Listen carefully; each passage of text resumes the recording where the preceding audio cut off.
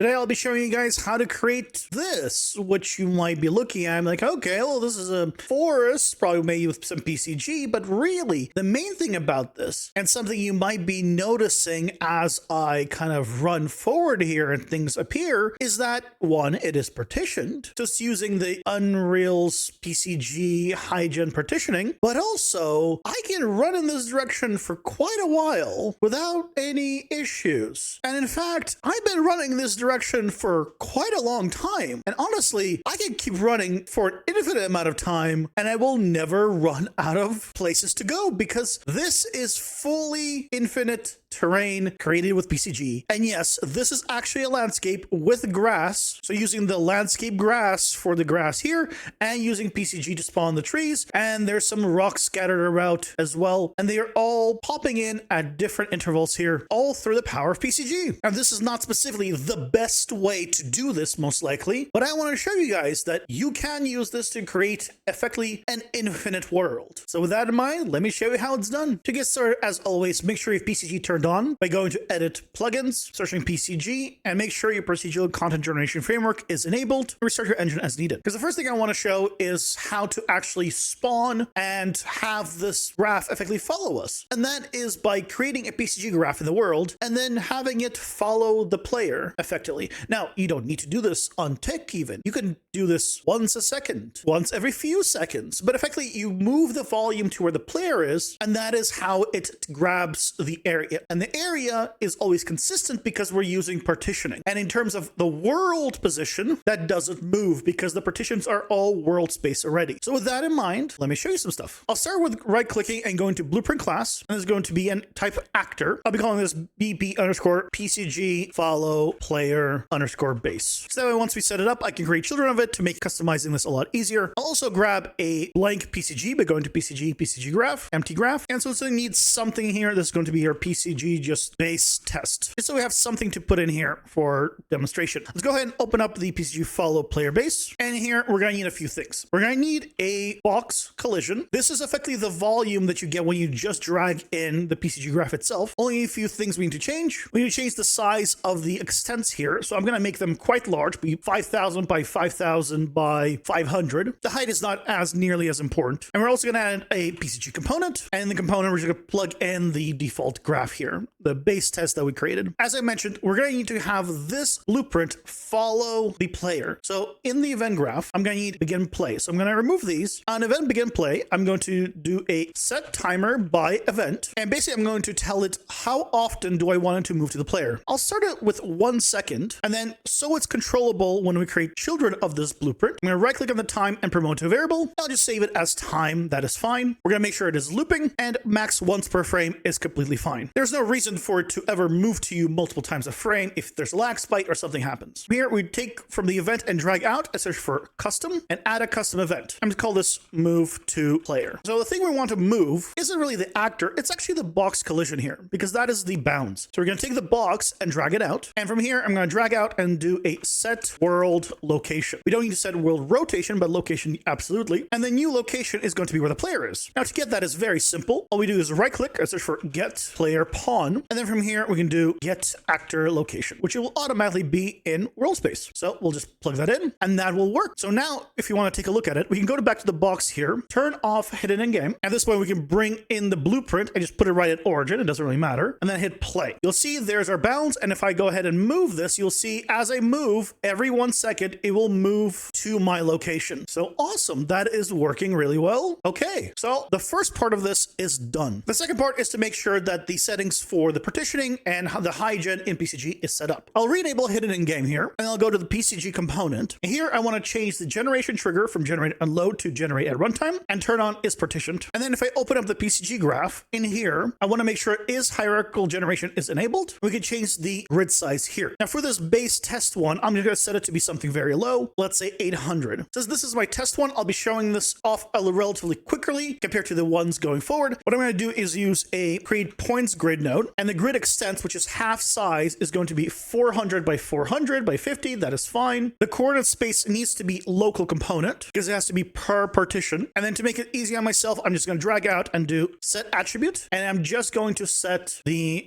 $sign position.z to be 0. So it'll be on the ground. And then I'll use a static mesh spawner, and I'll add a mesh entry of just a regular cube here. If I go ahead and play, you'll see, well, there's our cubes all spawning in around me. And if I run away, you'll see it's partitioning away and partitioning in new ones. So this is all working really well. So awesome. We have the partitioning and all working, and it's just generating around with my character. It is moving with them. Let's start with spawning the landscape. Now you might be wondering, how do you spawn a landscape? Well, what can be spawned with BCG and everything else? Level instances. What can level instances hold? Landscapes. Which means you could put a landscape in a level instance and spawn the level instance. Easy. And also keep in mind, because we're going to be spawning level instances, that means you could put whatever you want in those. So if you want to put a landscape, that's one thing. You could put full on environment templates and just spawn the entire thing as one. But to set that up, we'll go ahead and make a new basic level here. And then I'm going to change selection mode to landscape, or hit shift 2. And then here I want to configure this. I'll make a new landscape here, and I'm going to change the section size here. Right now it's already set because I was playing around with it. I'm setting it to 31 by 31. So it's a little bit smaller, but this is entirely depending on how often you want it to spawn a new one. So depending on your setup, maybe you want to go with smaller pieces and have the partition distance be smaller, or you might want to do bigger pieces and have the partition actually be further away. So maybe you won't spawn as many of them, but bigger, or more of them, but smaller. And that depends entirely on you. For me, I'll just go ahead and do this 31 by 31. I hit create, and then I can go ahead and just sculpt this to my heart's content. So here we go. I've sculpted this landscape just a little bit, and it always ends kind of at this more flat area on the edges, because the idea is, because it's going to be kind of overlapping a little bit, this minimizes the amount of places where it will just appear like a hill is coming in. But you'll see, because this one's kind of close, when we generate this, occasionally you'll get a hill that just appears where it seems like a hill shouldn't just randomly appear because you already saw it sloping down. But this is fine. The only thing I'm going to do here is assign the landscape material. And this is just an automatic landscape material that I went ahead and grabbed online. You can see here, this one comes with a bunch of grass. And if you give it a moment, it will generate, and just comes with a blot of foliage. This is landscape grass. It is not the most optimized thing in the world. It is not the best thing in the world, but it gets the point across. We're just going to have this simple material on it with a little bit of painted splotches. But once I have this, I just select this landscape and then right click and then go down to level and create a level instance. I'm going to uncheck external actors. I want the pivot in the center of the bottom. This is great. I'm going to hit OK. Then I'll make a new folder for it, and this is going to be our landscape instances. And here I'll go ahead and place it in. I'll just call it L_landscape instanced A. So that way, if you wanted to, you could theoretically make multiple. I'm going to be showing it just with one, but there's nothing stopping you from assigning an attribute and having it populate a random one on every single partition and have it assemble together. I've shown how to do that in several videos in the past, so I'm not going to go fully in depth of that here. You could even set up a data instance with it, if you so wish. I'll go ahead and save this landscape instance A, and you'll know it's done successfully when you see in the detail panel here, landscape instance A, and there's our landscape inside of it. Now, if I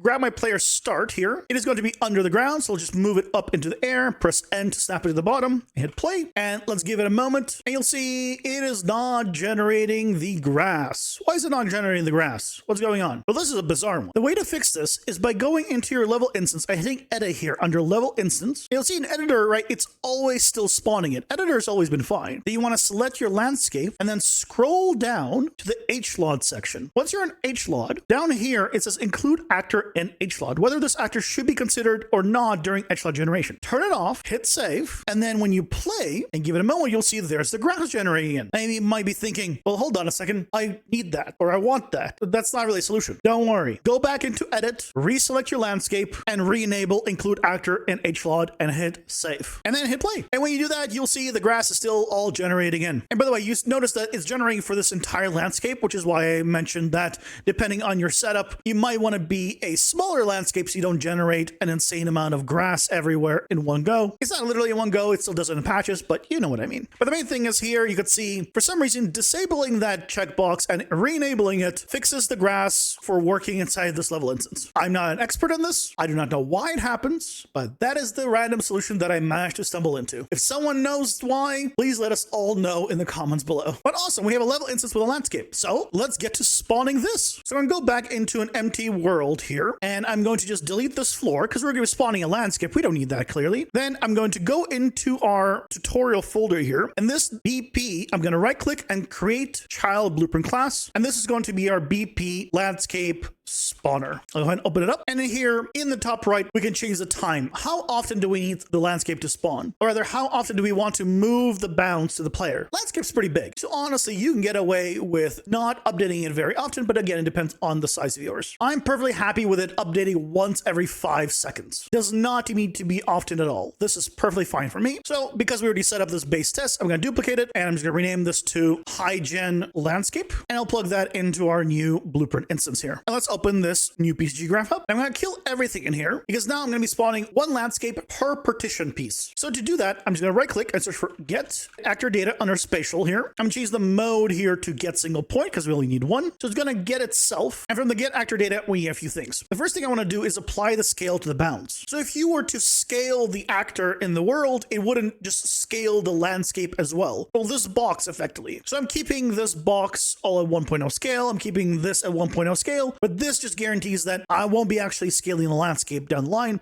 If you want to, well, you can just bypass this step. But once we do apply scale to bounds, I just need to put this onto the floor. So drag out, let's do a set attribute. I'm going to do $position, which is the points position .z in the z axis. So the up and down, make it 0, put it on the ground. And then we'll just use a spawn actor. Now in the template actor class, I can search for level instance, and there's our level instance. And then I'll turn on allow template actor editing so I can put in my level in here. Now you would be using the spawned actor property overrides to override the level if you're using attributes. I'm not, so I'll just put it under template actor level. I'll just plug in my level instance here, L landscape instance A. And now in this blank world, I can drag in my BP landscape spawner, put it into the world. And then if I want to preview this in the world, because it would be nice to know where to position it, I'm going to select the PCG world actor that's been generated here in the outliner. And I'm going to select treat editor viewport as generation source. I'm going to enable that. And immediately when I do that, you will see that landscape piece has now spawned in. And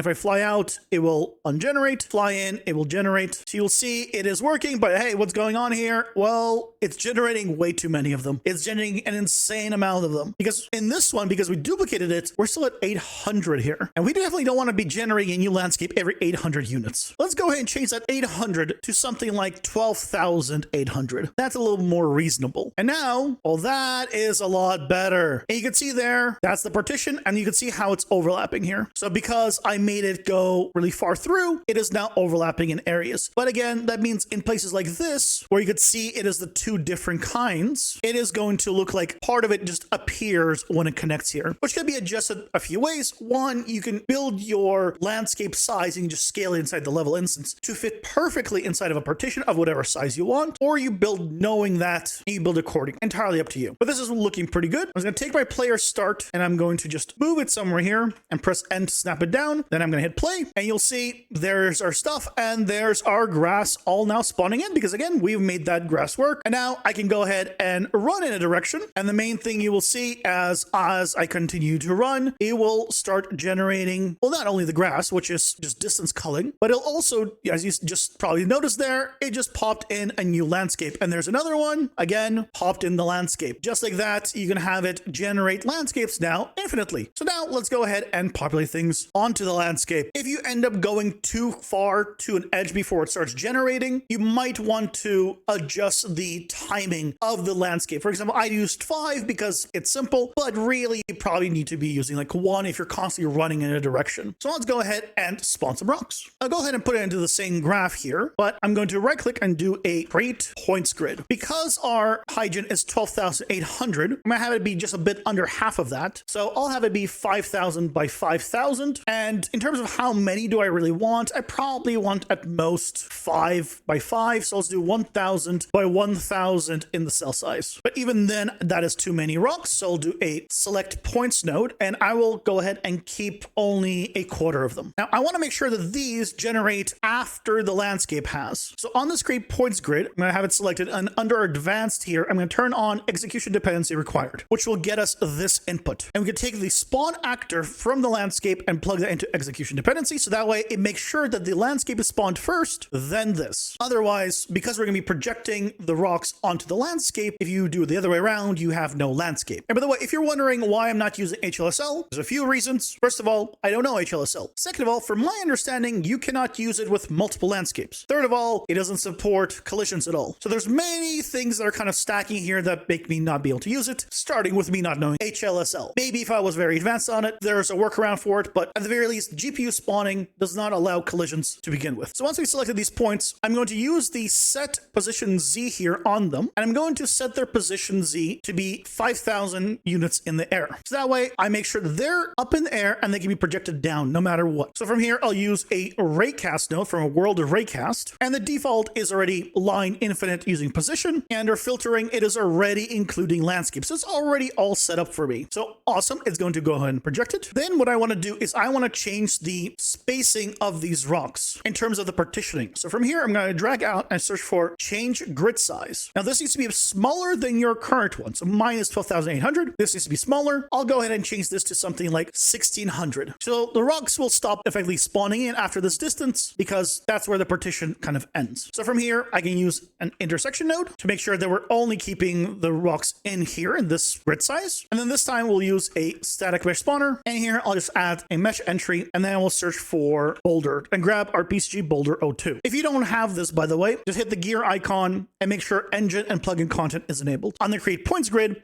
I left it on global. This needs to be a local component. That way it does it per partition. And not only that, but on the world raycast here, we want to make sure unbound is turned on. Our height of the box volume that we're moving around isn't that high. We could make it tall enough to encompass this 5,000 units in the air, or we can turn on unbounded. I'll leave that one up to you. I'll go ahead and play now, and we can take a look. It'll take a moment to generate for all the grass. And if we run around here, yep, there's some rock. There's another rock. There's another one. And you'll see as we run away, it, well, disappears and reappears at the new distance that we have set up. And if we go ahead and keep running in this direction here, you'll see we have a few more rocks, and I'm actually almost at the end there. And there we go. New one has spawned. Grass is spawning in. And you'll see there's no rocks here. Why is there no rocks here? Why is it there's so many rocks on the other one, but this one that just spawned in isn't getting any rocks? Or here's another one that just spawned in, and where are the rocks? None. I don't see any rocks. Well, that's really odd. Let's go ahead and change the select points here to 1. So we can keep all of the points, and I'll change the cell size for these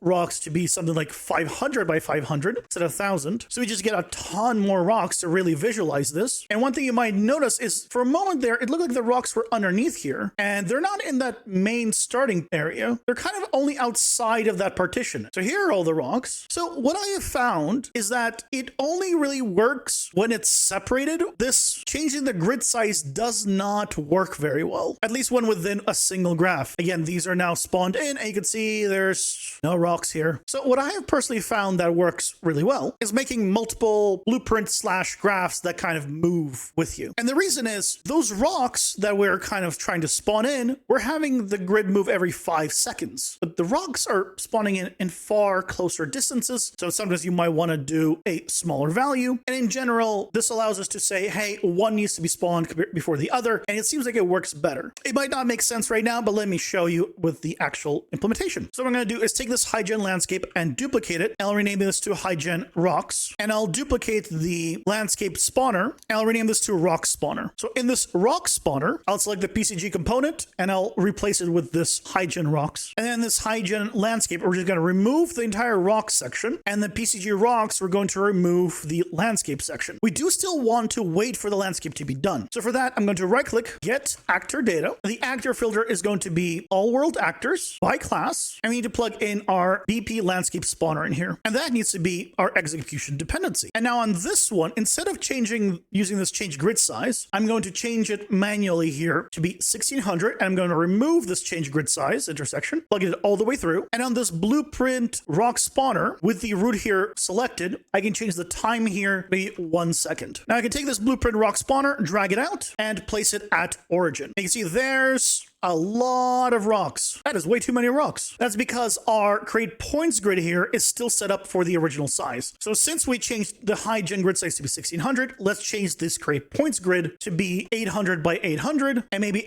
400 by 400 is going to be the cell size here. We're still at ratio 1.0, so let's do that 0.25, and you see there's our rocks now. So let's take a look. Let's hit play. Okay, we have rocks here at the starting area, so that's a good start. And as we run out, we see a ton of rocks still. Okay, let's see what happens when we generate a new landscape and continue on in that direction. So far, the rocks here are spawning. Well, we had this just generate, and you could see there's the rocks spawning on top of it. So that is working really well. New landscape has been spawned in, and rocks are continuing to spawn on it. Fantastic. So now we can go ahead and customize this. So after this world raycast, we can go ahead and just change a few things. We'll use a transform points node, and on this transform points, all I'm going to do is have it rotate 360 degrees. I'll also change the scale here, maybe between 0.5 and 1. I'll just uniformly scale. And because I want to have a little bit of offset, after the select points, I'll add another transform points here. And on this transform points, we're going to do the offsets because we want to do that before we raycast. So on this one, because our grid size here is 800 by 800 and our cell size is 400 by 400, it's effectively a 2 by 2. So on this transform points, I'm just going to do a little less than half in X and Y. So I'll do minus 150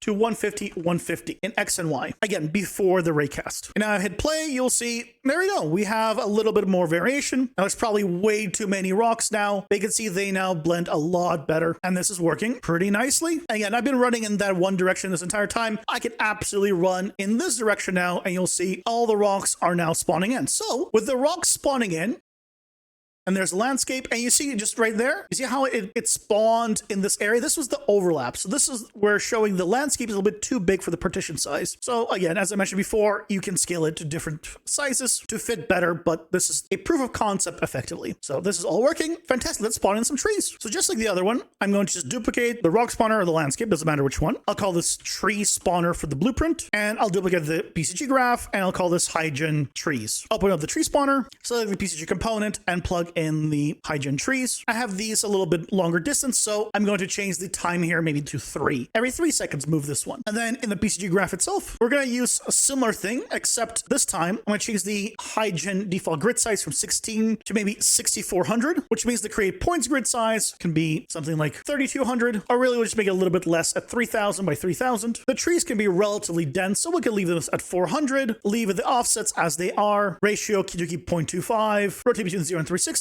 but this time I want to select absolute rotation. Because our landscape is going to be tilted and is doing a projection, it's going to be angling the tree otherwise. So this makes it so they always stand straight up, but they just rotate then along Z. And I still want them to be scaling, but I don't want to scale to 0.5. Let's do something between 0.8 and 1.5. And I'll take our BP tree spawner, drag it into the world, and put it in the middle. But now we can go into this mesh spawner and open up and then search tree, and we have PCG tree 01, and we'll add a few more here. So there we have tree 3, 2, and 1. The only thing left to do is I want to make sure that all of this stuff has collision. So I'm going to search for collision. I'm going to change the collision preset from no collision to block all dynamic. And I'm going to do that for all of the instances. Keep in mind, it's per index. So I'm going to do that for all of these. So all trees have collisions. And in fact, I'm going to do that for the rocks as well. So I'll scroll down, change the no collision to block all dynamic. I'll just reduce the amount of rocks by changing the select points here to maybe be 0.1 instead. And now we can already see here's our trees. Okay, that's looking pretty good. Let's go ahead and play. Let's take a look. Give it a moment to generate. There's our rocks. There's our trees. Okay, and now if we run out, we should see there's our trees popping in. I think the trees are kind of nice, but they're a little bit sparse, I think. I want more trees here. And one thing you'll notice is, right, collisions are all working. We can just hit these now. We can hit the rocks. We can step on them. That is all working. Let's go ahead and get a little more trees. So here, 0.25, maybe we'll keep half of them. So that is a little bit better. It's now feeling more of a dense forest. So this is already a little nicer. And now if you want to make it even more atmospheric, I can go into the exponential height fog and can change the fog density to be something really high. I can make it something like 5, and it'll be very dense in here. Maybe down to something like 3. And then I'm going to change the start distance here to be 1000. So the fog starts at 1000 distance away. And then I'm also going to take the directional light and I'm going to angle it here to make it a little more atmospheric. So now if I hit play, you'll see we now actually get a nice spooky result of a forest. And the distance of the trees is basically not even noticeable that they're popping in because of the fog. So even though the distance here for the trees isn't very high, we've now covered up the fact that they're spawning in not too far forward. So as easy as that, we can have it look relatively seamless. You don't even really see the pop-in anymore because the fog covers it up. And just like this, I can just run in this direction forever. And the only thing I will notice it is if occasionally I will have the landscape overlap kind of the area where I am in. This is the other slight issue with the setup. I'm glad I found this here. You can see this tree was spawned in the landscape below me. If I press semicolon, I can eject. And if I scroll down, you can see there's the landscape below me, and this is where they overlap. So the trees actually spawned in the landscape below, and they're just sticking out into the one above that's overlapping it. So that's the other one little downside here with this method, and something for you to keep in mind. If this is not a problem, then obviously you can do it this way with the values that are provided, but you probably want to play around with the size of the landscape compared to the partition size. I'll place semicolon again to run back in, but otherwise, this is all working real nice. And aside from that, you're really not going to notice. You're not going to notice anything off here. If you're wondering why it's also so bright compared to the beginning when I showed it off, that's because I don't have a post-process volume in here, so I can add one in, add a post-process volume, go to exposure, and change metering mode to manual, and change the exposure compensation here to 10, and then search for unbounded, and we'll turn that on. And now if we play, you see it is a lot much spookier, but it's just way too dark. So all I did was go into the skylight, and here uncheck real-time capture, specify a cube map, and I specified the daylight ambient cube map, and then I cranked up the intensity scale, something like 3 or 5. Now if I hit play, you can see, you still see inside of the dark areas, it's not quite as dark, and you occasionally get little splotches of light, just like this. So that's how you can create a fully infinite run and go as far as you want setup. And you can customize this to spawn whatever you want, wherever you want as well. You can put things in the actual world in the positions you want, and then have it be in that location once you know kind of how your seed is set up. Or you can have level instances that are, again, with a house or something else, and you always know that when you get that randomized to, you'll have a house there. So it's quite powerful. As you saw, a few little caveats, but I think the main thing here is to show you guys that this is possible, and it's up to you guys to see how you want to incorporate it. Now, as always, the project files of this will be available on my Patreon, where you can join these wonderful people here in supporting what I do. It really means a lot. And if you'd like to join the community, the link to all my socials will be down below in the description as always. And if you want to know more about this more runtime PCG application, I have a video on it right over here where you can use to learn more about runtime PCG. Go and check it out.